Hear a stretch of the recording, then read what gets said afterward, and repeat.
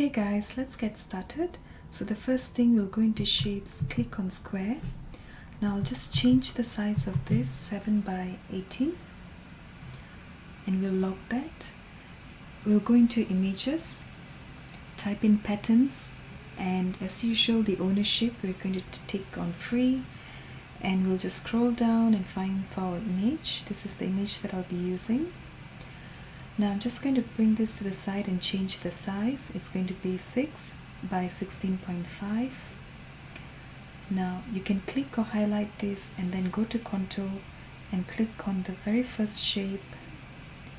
That will remove the background. So that's done. We'll keep that to the side. We'll go into shapes and click on circle. Now this is the circle that I'll be using to put our ribbon or crafting cord later.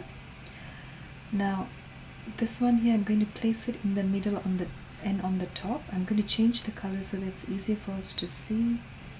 Now once you're happy with the placement of the circle, you can go ahead and highlight and click on attach. So we'll highlight and press on attach. So that's done. Now I'll just copy and paste. So we have 2 copies of this. Now I'll bring the image here.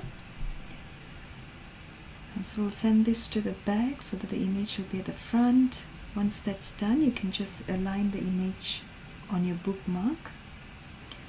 So when you highlight this, you can see a detach button on the right hand side at the bottom. Click on that and then highlight again and then click on the attach.